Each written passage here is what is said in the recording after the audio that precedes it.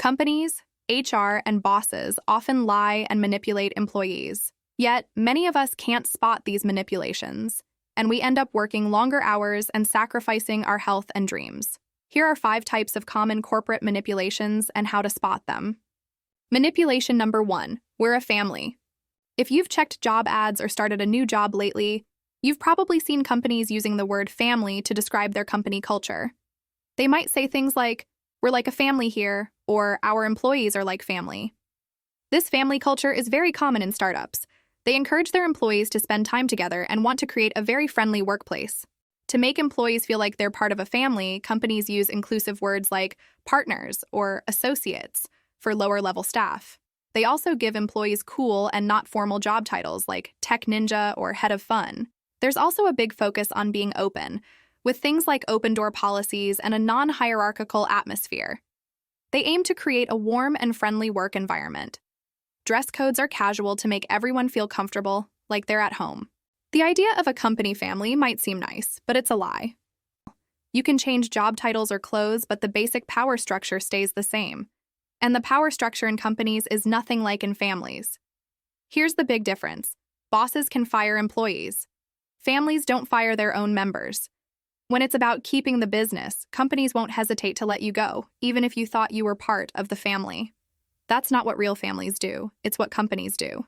So how does the "we're a family" manipulation work exactly? By making workplaces seem like families, companies want their employees to feel as attached and committed as they do to their families.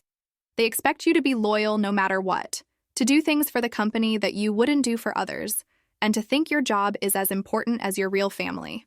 They might even expect you to work extra hours for free, just because you care. Basically, by saying a business is like a family, it blurs the line between your personal life and work life. Employees might feel like they have to put work first, even if it means ignoring their own needs. Take, for example, all these social events after work, which they say you have to attend. This mandatory fun isn't always enjoyable. The real problem is, if you want to skip one of these events to be with your real family, you'll find out that your work family isn't happy about it. They insist it's mandatory even though it's outside of work hours. The point is that the ones who benefit the most from calling the workplace a family are the owners, CEOs, and managers. So be careful with all that talk about family, because companies that say family comes first often expect you to give much more than you receive. Manipulation number 2. We're a dream team. Managers often like to give a lot of praise to the team, saying things like, "Together, we're not just a team, we're a dream team." It's an easy way to manipulate people because everyone enjoys feeling like they're part of a dream team.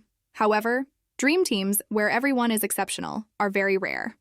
Here's a quick way to check if the praise is real. Look at your job salary.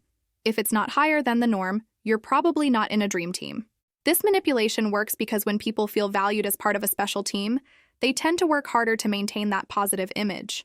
Basically, when you tell people they're good, they're more likely to work hard to live up to that praise. In reality, being a team player, especially in a so-called dream team, usually benefits the company more than the individual. Manipulation number 3. We are here for our employees. This is probably the most common lie in companies. Human resources departments often say that employees are their top priority. They say things like, "We are here for our employees," but it doesn't always mean it's true. Let's talk about 2 common lies from HR. One lie is when HR says, "We didn't know about the layoffs in advance." The truth is, they did know about it, but they can't tell you because it would cause panic. So, unfortunately, they lie because it's better for the company.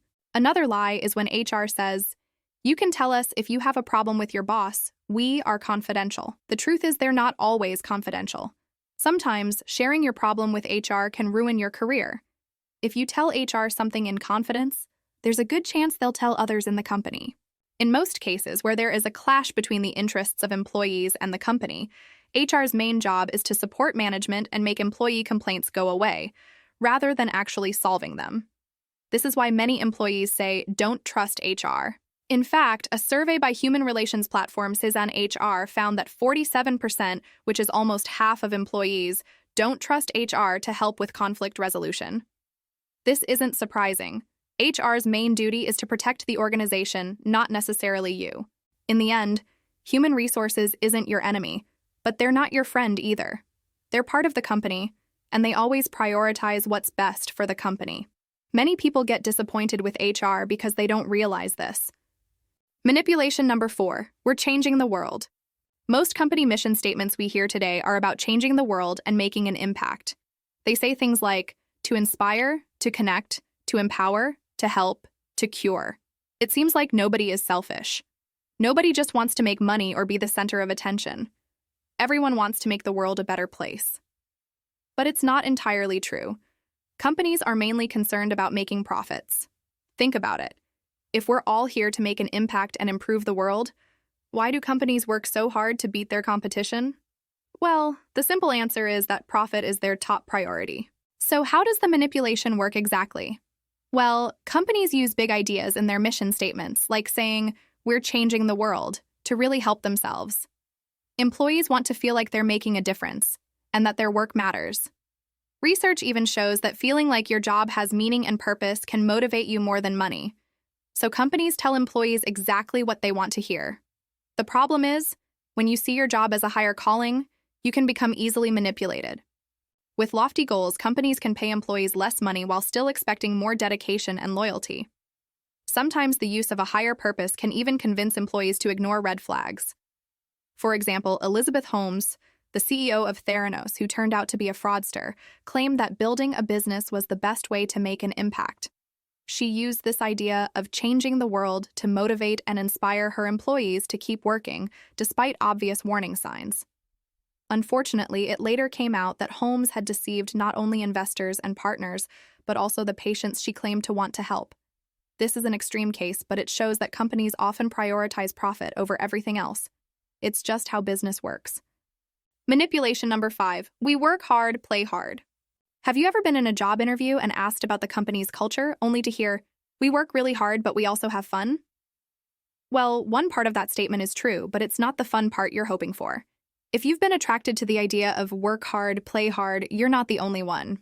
To keep up the appearance of fun, the bosses might get games and beer for the office and throw a big party once a year. But really, they're still just trying to get as much work out of you as they can while giving you less in return.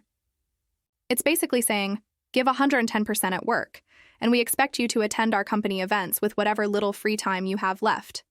And notice, there's no focus on rest in this work hard, play hard idea. It's like they expect you to always be busy, either working hard or partying hard. In reality, the company benefits the most because you spend much more time working than you do having fun. And of course, you never get a chance to relax and recharge. The point is, this mentality of work hard, play hard basically says that you have zero work-life balance. It's like you put in extra hours and then go to drink to forget about how much you hate your job.